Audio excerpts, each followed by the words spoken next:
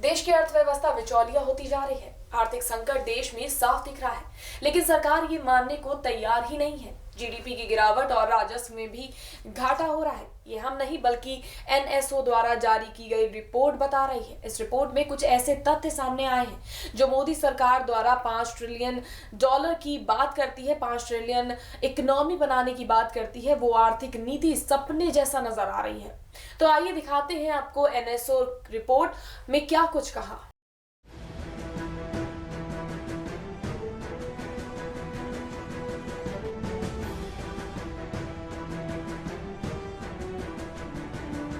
आपको ज्ञात हो कि 2014 आम चुनाव की रैली के दौरान मोदी जी का वो भाषण, जिसमें मोदी और भाजपा ने देश भर में नारा दिया था कि अच्छे दिन आने वाले हैं या अच्छे दिन आएंगे।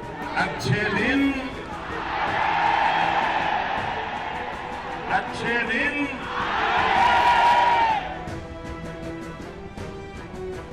खास बात तो ये थी कि किसानों की आय दोगुनी होगी, हर साल 2 करोड़ रोजगार देंगे, भ्रष्टाचार, शोषण और अपराध मुक्त एक नया भारत का निर्माण करने का वादा किया था।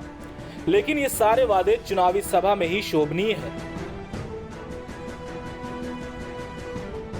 बीते 6 सालों में देश की हालत पर गौर किया जाए तो आपके सामने कई ऐसे तथ्य सामने आएंगे जो आपकी आंखों में सपने सजाए गए थे, वो भी केवल रातों में ही शोभा देते हैं। आपको बता दें कि जब देश की अर्थव्यवस्था निम्नगामी की ओर जा रही है, वही केंद्रीय मंत्री भी लोकतंत्र के मंदिर में सोते हुए आनंद ले रहे हैं। वो कोई और नहीं, ये राम राज्य उत्तर प्रदेश के भाजपा सांसद महेंद्र नाथ पांडे है।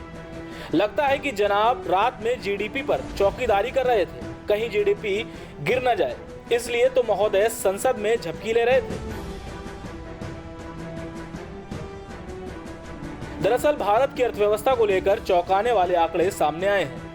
सामने आए आधिकारिक आंकड़ों के मुताबिक भारत की अर्थव्यवस्था में जुलाई से सितंबर के बीच बीते 6 सालों में सबसे धीमे स्तर पर बढ़ोतरी हुई है।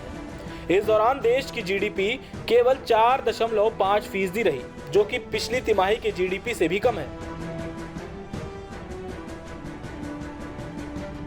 2018 में जुलाई सितंबर के बीच जीडीपी 7% थी। इससे पहले सबसे कम जीडीपी 2013 में जनवरी मार्च में दर्ज की गई थी। इस दौरान जीडीपी 4.3% थी।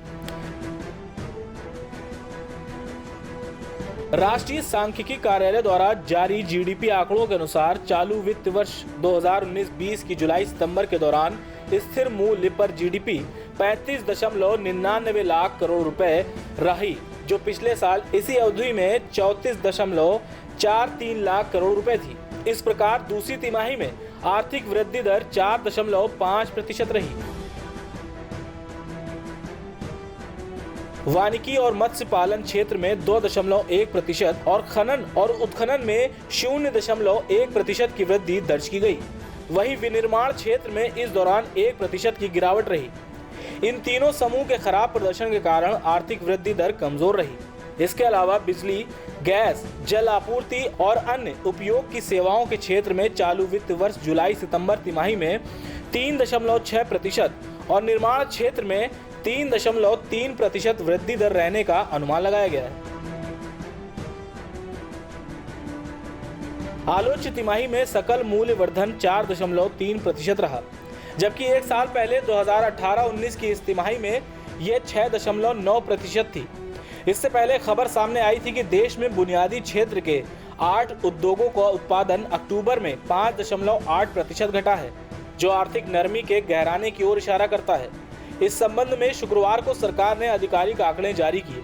8 प्रमुख उद्योगों में से 6 में अक्टूबर में गिरावट दर्ज की गई। देश में कोयला उत्पादन अक्टूबर में 17.6%, कच्चा तेल उत्पादन 5.1% और प्राकृतिक गैस का उत्पादन 5.7% तक गिरा है। इस दौरान सीमेंट उत्पादन 7.7%, स्टील 1.6% और बिजली उत्पादन 12.4% गिरा है। समीक्षा अवधि में सिर्फ उर्वरक क्षेत्र में सालाना आधार पर 11.8% की वृद्धि दर्ज की गई। रिफाइनरी उत्पादों की वृद्धि दर घटकर 0.4% पर आ गई, जो पिछले साल इसी माह में 1.3% थी। अक्टूबर 2018 में बुनियादी क्षेत्र के इन 8 उद्योगों के उत्पादन में 4.8% की बढ़त देखी गई थी।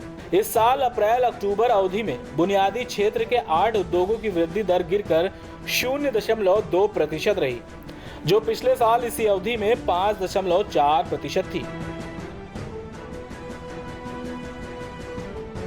पिछले माह सितंबर में बुनियादी क्षेत्र के 8 उद्योगों का उत्पादन सालाना आधार पर 5.1% गिर गया था, जो एक दशक का सबसे सुस्त प्रदर्शन था। देश की रोजगार की बात करें तो रोजगार तो मिल नहीं रहा, उसके बदले बेरोजगार किया जा रहा है। बात करें तो पिछले 6 साल में 90 लाख लोग रोजगार से बेरोजगार हुए हैं। वहीं सर्व भारतीय में किसान की आत्महत्या का जिक्र किया जाए तो पिछले 3 साल में 3000 मौत के मामले सामने आए हैं। सरकार की बात करें तो गृह मंत्री अमित शाह और वित्त मंत्री निर्मला सीतारमण ने इनकार करते हुए कहा कि देश में सब कुछ ठीक है।